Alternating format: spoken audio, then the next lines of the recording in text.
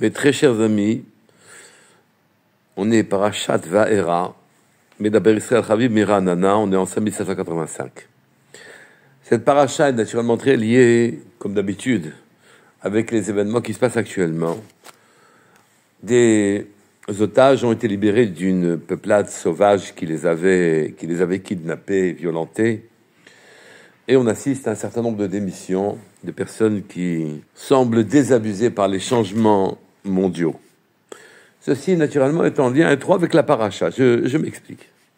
Le passouk dit dans la paracha, si tu ne renvoies pas mon peuple, Hineni, mashliach becha, ou be'avadecha, ou be'amecha, ou be'batecha, et ha'arov.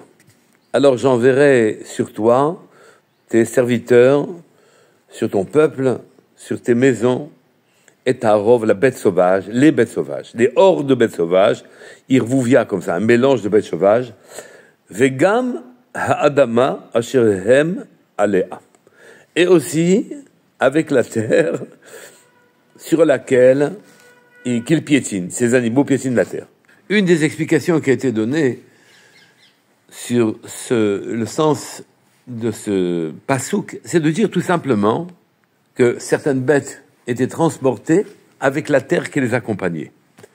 Pourquoi ? Parce que leur férocité, leur nature pouvait trouver sa pleine expression que quand elles vivaient sur leur terre. L'ours polaire venait avec sa banquise, le gorille sautait de liane en liane, le lion du désert avec son sable, et se retrouvant dans un environnement qui lui convenait, qui lui ait créé plaisir et contentement, alors à ce moment-là, leur caractère et leur férocité s'exprimaient à plein et venaient donc détruire l'Égypte. La Gemara, Bechorot daf Chet Amud Bet et daf Tet Amud Aleph, est en train de parler de Rabbi Yehoshua ben Hanania, qui était en discussion avec l'empereur et qui a demandé, pour des problèmes que je ne veux pas exposer ici, il y a énormément d'allégories, qu'on ramène chez lui à Rome, qu'on ramène chez lui les Chachmei Atuna, le groupe de grands sages qui se trouvaient à Athènes. Ils étaient au nombre de 60. Mais l'empereur lui-même a dit que, parce qu'ils avaient un problème à régler, qu'ils auraient eu besoin de la sagesse des gens des Chachmei Athéna, des sages d'Athènes, de les ramener chez eux. Seulement, c'était des gens extrêmement durs, extrêmement puissants, extrêmement intelligents. Il a demandé à Rabbi Yehoshua ben Hanania de faire preuve de sagesse et d'arriver à les lui ramener. Et la Gemara dit que Rabbi Yehoshua ben Hanania a ramené les sages à force d'astuce, mais qu'ils se sont avérés décevants dans leur immense sagesse. La Gemara donne énormément d'exemples de leur sagesse, oui. Et ils ont été, finalement, l'empereur, le César, pardon, a été déçu quand il les a vus. Il voyait pas leur grandeur, c'était pas évident. Et Rabbi Yehoshua ben Hanania lui a dit, ne vous inquiétez pas, il a jeté dans le palais de la terre d'Athènes qu'il avait prise dans le bateau, de la poussière d'Athènes, de manière à ce que les gens d'Athènes, ces Chachmei Atuna, oui, puissent piétiner en quelque sorte leur terre, et à ce moment-là, ils ont retrouvé leur verve, leur ferveur et leur intelligence. On peut comprendre aussi que dans le Chumash, dans cette paracha, effectivement, les bêtes sauvages, pour exprimer leur férocité, avaient besoin de se retrouver dans un environnement qu'elles connaissaient.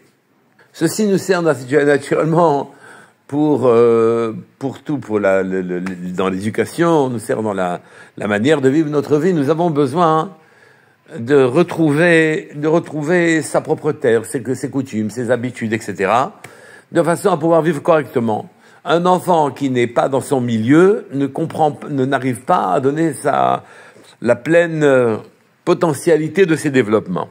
Ceci est très riche en enseignements et a de nombreuses conséquences. Une des conséquences, c'est qu'effectivement les gens ont besoin d'un miroir, de se retrouver dans un environnement rassurant qui renvoie de eux une belle image.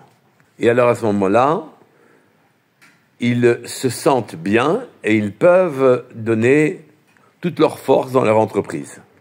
Quand dans le monde, les pouvoirs changent et que ceux qui auparavant étaient applaudis par le monde entier se retrouvent dans une situation dans laquelle ils risqueraient d'être cloués au pilori, naturellement, ils démissionnent, puisque le monde ne comprend plus leur grandeur.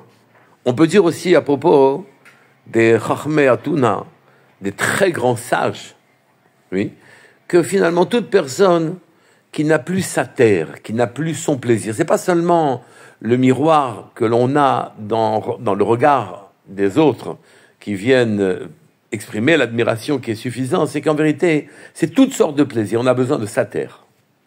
Les gens qui quittent leur pays recherchent leur langue, leurs expressions, leur théâtre, essayent de retrouver ce qui leur faisait leur plaisir. Comme si leur nature connaissait le chemin de son contentement, et quand elle ne se retrouvait plus dans son ambiance et dans son environnement commun, alors ne pouvait plus trouver de plaisir et de normalité. Les goyim, d'une manière générale, ont besoin de goûter aux délices des choses matérielles, de toutes les ta'anugim, les plaisirs du monde. Et quand ils en sont privés, leur vie leur paraît fade, ils s'étiolent et disparaissent. Et en vérité, les Chachmei Atuna, qui dans leur pays étaient objets d'une idolâtrie, ils étaient admirés énormément, ils avaient droit de vie ou de mort sur les Grecs, oui, qui osaient pénétrer dans leur univers. Alors, quand ils ont été pris en bateau et ils ont été déplacés, à ce moment-là, leur environnement a changé. Il n'y avait plus le miroir de l'admiration des gens, il n'y avait plus non plus tous les plaisirs ou toute la matérialité, la terre et l'expression des plaisirs, de la matérialité. Nous sommes constitués de 4 éléments, de la terre, de l'eau, des gaz, de l'air et d'énergie et de feu. Eh bien, la terre est l'élément de plaisir. Quand on ne retrouve pas, on n'est pas lié à notre environnement habituel qui nous fournit régulièrement son lot de contentement, alors à ce moment-là, la vie nous paraît fade et on se fane.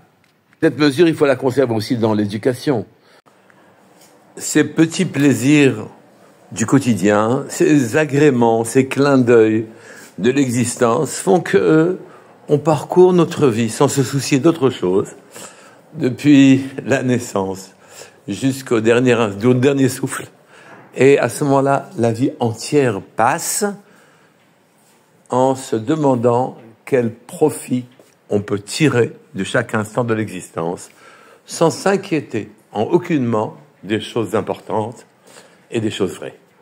On ne peut pas exiger un changement total de l'enfant. Il faut lui laisser sa vie et faire évoluer sa compréhension, ses plaisirs, c'est le miroir que lui renvoie son existence et de l'image qu'elle lui renvoie de lui-même.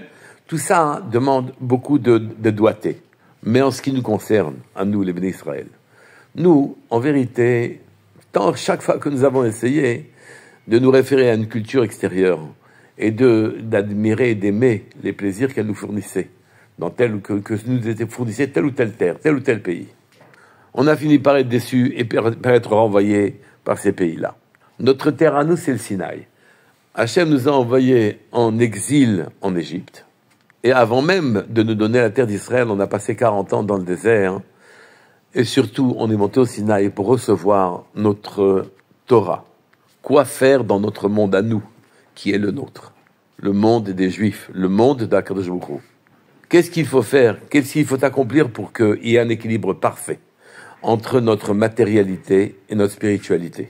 Et que notre vie vaille la peine d'être vécue. On est sorti de l'exil d'Égypte, on est monté au Sinaï, et là, Akadosh Baruch Hu nous a expliqué ce qu'est la véritable existence. Que Akadosh Baruch Hu nous aide à trouver le bon chemin entre matérialité et spiritualité, entre le contentement qui doit nous être envoyé par notre environnement et les plaisirs que notre environnement fournit, et notre véritable destin, qui est d'avancer vers le vrai monde, Olam Haba, pour que nos sens soient éduqués à percevoir les délices du véritable monde et de la proximité avec Hachem. Kol Tov.